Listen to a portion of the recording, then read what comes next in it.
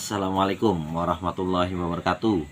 Abang-abangku semua, semoga selalu dalam keadaan sehat walafiat, panjang umur, dan juga selalu diberikan keberkahan oleh Allah Subhanahu wa taala. Amin amin ya rabbal alamin. Saya doakan mudah-mudahan abangku semua dikasih rezekinya sama Allah, jadi bisa jajan awet di Sultan Jakarta 88. Oke. Ini ada satu piece, tapi untuk yang Air Max kemarin, yang kemarin saya kontenin itu masih ada, tapi yang untuk Panaxnya itu udah laku ya, udah terjual. Oke. Nah, ini ada satu piece dari bahan Sleipner A88 nama abangku. Oke. Ada satu piece Sleipner A88. Langsung aja kita lihat. Untuk kayunya ini kayu sonokeling ya. Cuman sonokelingnya sonokeling yang ke coklat-coklatan, jadi agak gelap tapi ganteng juga gitu ya. Untuk dimensi langsung aja abang-abangku. Ini baru banget saya turunin di batu ya. Baru banget saya tajemin dan udah saya rapiin juga matanya di mesin ya, buat abang-abangku semua. Oke, ini di kepanjangan mata bilah ada 28 untuk di bawah ya. Tapi kalau untuk ke atas gitu ya, kalau diukur ke atas ini ada di 30 cm kalau diukur ke atas. Tapi kalau diukur lurus kayak gini, ini 28. Tapi kalau diukur ke atas kayak gini, ini 30 cm. Jadi kayak gitu bangku. Untuk terlebar di depan ini kurang lebih ada di 3,7 ya. 3,7 cm. Untuk tertebal ini agak lumayan abang-abangku. Hampir 4 ya, sekitar 3,8 3,9 mm. Untuk ketajaman langsung aja kita gas ya. Kita bersihin dulu, masih berminyak abang-abangku. Kita tes untuk ketajamannya ya. Oke. Nah ya, kali ini kita akan tes semua media ya, mulai dari tisu, plastik sampai ke kertas. Kita lihat abang-abangku untuk performanya. Bismillahirrahmanirrahim. Oke, ini ada angin ya, tapi kita tes saja bang-bangku gitu ya. Tuh, Insya Allah ya, ini bener-bener tersayat rapi ya bang-bangku gitu ya. Oke, sekarang kita tes media berikutnya ya. Kita menggunakan plastik ya bang-bangku ya. Langsung aja kita gas. Bismillahirrahmanirrahim ya. Insya Allah ya, ajib banget ya. Ini lengket, masih ada minyaknya, halus banget. Nah sekarang kita tes di kertas abang-abangku gitu ya. Langsung aja kita main-mainin abangku, langsung aja kita main-mainin. Insya Allah subhanallah ajib. Oke, kita tes dari dekat pangkalnya, ting. Masya Allah. Sekarang naik dikit lagi, Masya Allah ajib sama abangku. Kita naik lagi ke arah tengah tuh ya. Cuman dicolek-colek dikit abangku, sampai ujungnya juga kita colekin gitu ya, sampai ujungnya lagi gitu ya. Insya Allah sampai yang paling ujungnya abang-abangku. Oke, tajamnya ajib masuk, mulai dari tisu, plastik, di kertas masuk gitu ya. Terus katanya kalau udah sampai di kertas, katanya di tisu udah nggak mampu lagi. Kita tes abang-abangku gitu ya. Kita tes. Oke, langsung di tisu lagi, tisu yang tadi ya. Nah ini tisu yang tadi abang-abangku. Oke, langsung aja kita tes seperti apa performanya gitu ya. Nah, oke, Bismillahirrahmanirrahim. Reset blebet tuh ya abang-abangku. Jadi golok itu kalau emang udah tajam tergantung yang ngasahnya abang-abangku. Mungkin kalau yang ngasahnya dia tuh katanya apa setelah di kertas terus nggak mampu di tisu, mungkin bur matanya masih ada abang-abangku gitu ya, masih nyangkut gitu. Jadi kotorannya masih kotoran matanya tuh, tai matanya itu ya, itu masih ada, masih nempel, nggak kebuang, cuman miring. Ntar dilurusin, dilurus gitu ya, di stropping dilurus. Nah kalau ini enggak, ini udah dicopotin semua gitu ya. Dan ini ngasahnya juga penuh dengan teliti ya. Jadi abang-abangku mulai dari pangkal gitu ya, dari ujung pangkal sini ya sampai pangkal depan ya, dari pangkal belakang sampai pangkal depan itu saya ngasahnya teliti abang-abangku.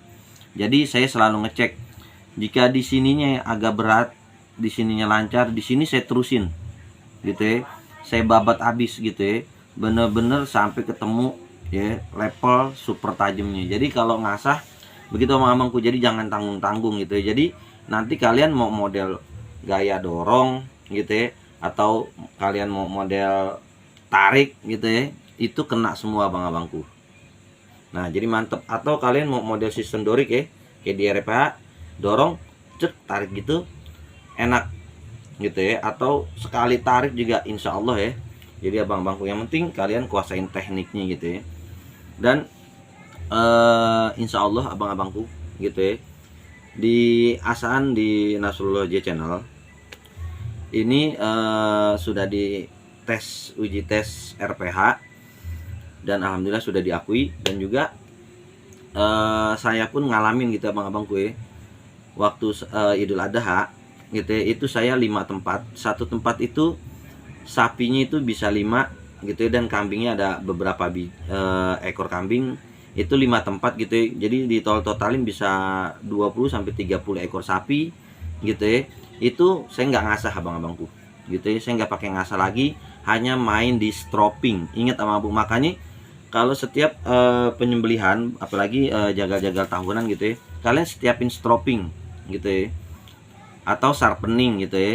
Tapi buat untuk asahan di Nasrullah J Channel, kalian jangan main sharpening gitu ya, karena kalau main sharpening kalian nggak bisa mainin ya, malah ngerusak matanya abang. Tapi kalau mau lebih aman ya, kalian bawa stroping gitu ya, mau stroping kecil mau panjang, fungsinya sama. Jadi begitu abang-abangku, fungsinya sama. Ini untuk meluruskan mata, bukan untuk ngasah gitu ya. Jadi kalian jangan salah paham, ketika matanya udah rolling gitu ya, udah rollingnya parah gitu ya, kalian anggap ini tuh asahan. Bukan abang-abangku gitu ya. Kalau asahan ya kalian siapin batu asahan itu buat rollingnya parah gitu ya, atau chipping gitu ya. Nah kalian harus ngasah gitu. Makanya usahakan gitu ya, cara penyembelihannya gitu ya, kalian jangan asal tarik, jangan gergetan gitu maksudnya. Jadi kalau penyembelihan santai aja gitu ya, tenang gitu ya. Jadi kalau mau sistem dorong juga jangan gergetan. Jadi dorong tuh jangan sampai tembus banget ke tulang abang-abangku. Jadi begitu kita dorong nih, udah tembus begitu udah enak gitu ya. Jadi dorong aja gitu ya. Seandainya ini coleknya dikit gini doang gitu, nggak usah digodot gitu. Itu kalau yang digodot biasanya yang pisaunya kurang tajam, jadi ngasahnya kurang maksimal abang-abangku. Nah kalau untuk ini di Asan Nasrullah J Channel gitu ya, kalian udah tahu gitu ya ini. Dan alhamdulillah udah banyak gitu ya yang pada ngasah di sini, dan mereka tiap tahunnya pada balik lagi. Nah buat abang-abangku yang mau ngasah gitu ya, mumpung masih jauh-jauh hari gitu ya, masih bisa ya. Tapi kalau udah kisaran 2 minggu mau Idul Adha, itu saya udah tutup buat yang jauh-jauh, kecuali buat yang deket. Kalau yang buat jauh-jauh kenapa? Takutnya saya banyak ngasah, seandainya pun udah diasah sama saya, takutnya dalam pengirimannya gitu yang lambat gitu. Jadi kalau buat yang deket, yang dateng ntar dia bisa ngambil sendiri ke sini, malam takbiran pun gitu ya, mendadak diambil nggak apa-apa gitu ya. Tapi walaupun yang deket, biasanya 3 hari menjelang Idul Adha saya tuh istirahat ya, nggak ngasah, buat biar fisik saya sehat gitu ya. Jadi pas pelaksanaan Idul Adha nanti, pas proses pemotongan, badan saya sehat. Nah jadi kayak gitu abang-abangku.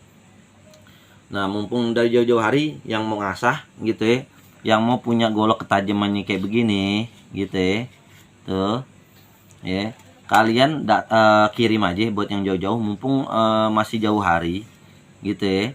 Buat yang mau golok kayak tajam kayak begini, kalian kirim aja gitu ya.